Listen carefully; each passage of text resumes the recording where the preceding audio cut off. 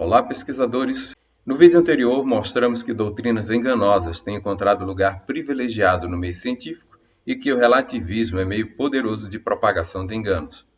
Agora demonstraremos o engano de Albert Einstein proporcionado por seu entendimento relativista. Albert fracassou ao tentar demonstrar a existência de realidades diferentes para diferentes observadores da trajetória de um corpo em queda. Nossa explicação será clara, mas desta vez será mais exigido de você, porque contestaremos um conceito equivocado, porém consolidado graças a Albert. Vamos começar relembrando a discussão que está no primeiro vídeo desta série sobre qual seria o animal visto, uma onça ou um gato. A questão é, se uma pessoa pensa que se trata de um gato e outra pensa que se trata de uma onça, as duas podem estar corretas? A pergunta pode parecer absurda, mas de modo semelhante, Albert afirmou que não existe uma trajetória em si para uma pedra que cai da janela do vagão de um trem. Essa trajetória poderia ser uma parábola ou uma linha reta, dependendo de onde está quem a observa cair. Veja suas palavras. Suponhamos que eu me encontre junto à janela do vagão de um trem que viaja uniformemente e que deixe cair uma pedra sobre o leito da estrada sem lhe conferir nenhum impulso inicial. Então eu vejo a pedra cair em linha reta. Um pedestre que esteja observando minha ação a partir do solo, observa que a pedra cai à terra percorrendo um arco de parábola. Pergunto-me então, as posições seguidas pela pedra estão situadas na realidade sobre uma reta ou sobre uma parábola? Estas são as informações da página 16. Na página 17 ele responde. Podemos dizer, em relação ao sistema de coordenadas rigidamente ligado ao vagão, a pedra descreve uma reta. Em relação ao sistema rigidamente ligado ao solo, ela descreve uma parábola. Com esse exemplo, vemos claramente que não existe uma trajetória em si, mas apenas uma trajetória em relação a um determinado corpo de referência. Antes de prosseguirmos, saiba que trajetória é a linha que determina as sucessivas posições do objeto no espaço no decorrer do tempo. No entanto, após a forte influência exercida por Albert, consolidou-se que a ideia de que o sistema de coordenadas predefinido para determinar a referida linha pode ser vinculado a um corpo de referência qualquer. Você verá a incoerência dessa última parte. Analise conosco e veja com simplicidade. Quem está no vagão vê apenas a pedra cair em linha reta? Não vê que além de ir em direção ao solo verticalmente, a pedra também se desloca acompanhando o vagão na horizontal? Essa pessoa não pode concluir que o deslocamento da pedra é uma parábola, mesmo estando no vagão. Vamos substituir o exemplo de Albert pelo exemplo moderno dos livros de física. Quem está no avião vê as bombas caírem em linha reta em direção ao mar. Não exatamente em linha reta por causa da resistência do ar, certo? Mas quem soltou as bombas não sabia que teria que fazer isso antes de sobrevoar a ilha, tendo em vista que as bombas se deslocariam acompanhando o movimento do avião. Não é curioso que Albert tenha ignorado isso? Vamos pensar além da ilustração de Albert. Uma pedra que viajasse no trem não teria trajetória alguma se a análise dessa trajetória fosse a partir do sistema de coordenadas rigidamente ligado ao vagão na forma proposta por Albert, pois ela não alteraria sua posição nesse sistema de coordenadas. Porém, observe que tudo que não estivesse no trem alteraria sua distância em relação à pedra nesse mesmo sistema de coordenadas. Do mesmo modo, alguém que faz uma viagem de carro de São Paulo a Belo Horizonte deve concluir, sobre o prisma do sistema de coordenadas rigidamente ligado ao veículo, que sua trajetória foi igual a zero e desconsiderar centenas de quilômetros do seu deslocamento? Ou deve concluir que sua trajetória é igual à trajetória do veículo? Faz sentido para você que, a fim de descobrir a trajetória, se adote o carro como corpo de referência e se afirme que não houve deslocamento algum? De igual modo, por que analisaríamos a trajetória da pedra a partir do sistema de coordenadas rigidamente ligado ao vagão que se desloca junto com a pedra no sentido horizontal? Para excluir esse deslocamento dessa trajetória, obviamente as posições seguidas pela pedra no espaço e no tempo ao cair do vagão são as mesmas quando observadas do trem ou do solo.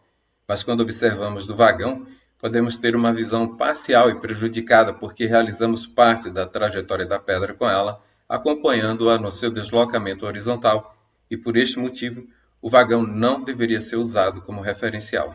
Quando Albert considera o sistema de coordenadas rigidamente ligado ao vagão, ele despreza o espaço verdadeiramente percorrido pela pedra sem explicação aceitável.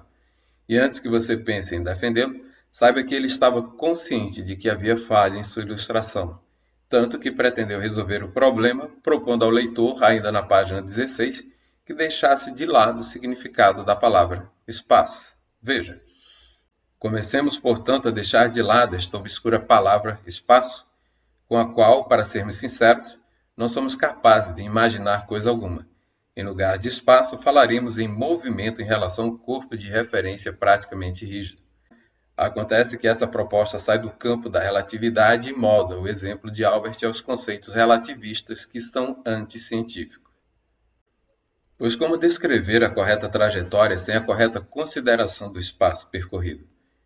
Espaço percorrido é muito diferente de movimento em relação a um corpo de referência, pois neste último parte ou todo o movimento pode não ser considerado. A proposta para deixar de lado o espaço é feita porque da maneira como Albert considera o deslocamento da pedra usando o vagão como corpo de referência, o espaço deveria aderir ao sistema de coordenadas rigidamente ligado àquele vagão e com ele se deslocar.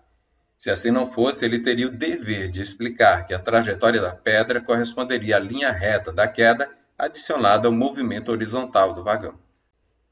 Na verdade, quando nos utilizamos de um corpo de referência que se desloca em um dos sentidos do objeto observado, temos uma visão prejudicada do deslocamento real, como vimos no exemplo do vídeo parte 1 desta série. Se nossa observação nos permite ver apenas este círculo azul, não podemos notar que a bolinha que se desloca na vertical descreve movimentos semicirculares. Temos uma visão parcial da verdade que se torna mais completa quando perceptível o movimento para a direita. Mas o deslocamento no espaço em si não pode mudar. Nossa visão estava prejudicada.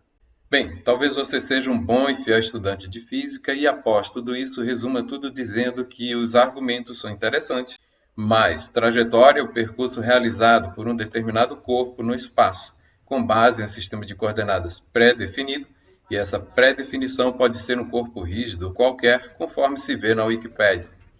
Contudo, o que você não deve saber é que isso só ganhou força com Albert, e o que parece tão aceitável pode parecer absurdo quando melhor considerado. Veja o comentário que ele mesmo fez na página 18 do seu livro. Ora, se empregarmos o sistema de coordenadas rigidamente ligado à Terra, toda estrela fixa descreve em relação a ele no correr de um dia um círculo de raio imenso, o que está em contradição com a lei da inércia. Se, portanto, quisermos conservar esta lei, só podemos relacionar os movimentos a sistema de coordenadas em relação aos quais as estrelas fixas não executam movimentos circulares. Ele ainda acrescenta que as leis de Galileu e Newton são válidas apenas para os sistemas de coordenadas galileanos, ou seja, aqueles nos quais as estrelas não descrevem movimentos circulares. E na página 63, conclui que o seu princípio da relatividade geral seria a nova base da mecânica, na qual as equações de física seriam válidas para todo o corpo referencial, qualquer que seja o estado de movimento em que o mesmo se encontre. Atente bem para o que acabamos de ver. Dependendo do corpo rígido usado como referencial para o sistema de coordenadas, podemos ter os maiores absurdos. Por exemplo, concluir que as estrelas, cujas luzes podem levar milhares de anos para chegar à Terra, fazem movimentos circulares em volta da Terra em apenas um dia. Observe que, em razão deste notório absurdo, o sistema de coordenadas não era aceito a partir de um referencial qualquer. E observe, por fim, que a utilização de um corpo qualquer como referência para a definição de uma trajetória está vinculada à validade do princípio da relatividade geral de Albert como nova base da mecânica. Mas, conforme temos prometido, também demonstraremos a inconsistência das equações de base da teoria da relatividade. Pois é, aquilo que parecia tão óbvio por ser tão aceito pelos livros, na verdade, não é. E, finalmente, não esqueçamos que a trajetória da pedra em si vai além de uma parábola.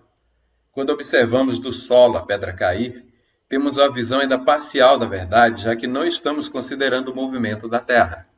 E mesmo considerando o movimento da Terra no Sistema Solar, não definimos o movimento do Sistema Solar ou da galáxia, o que faz perceber que nosso conhecimento da verdade é muito superficial e incompleto. Na verdade, não podemos descrever completamente nem mesmo a simples trajetória de uma pedra que vemos cair. Assim, mais uma vez, nos remetemos a uma das passagens daquele livro milenar que ressoa com poder nesse momento. Mesmo aquele que imagina saber alguma coisa, não sabe como convém saber. Se gostou do vídeo, não deixe de dar o seu like e fazer o seu comentário. E também não deixe de compartilhá-lo com outras pessoas que precisam adquirir este conhecimento.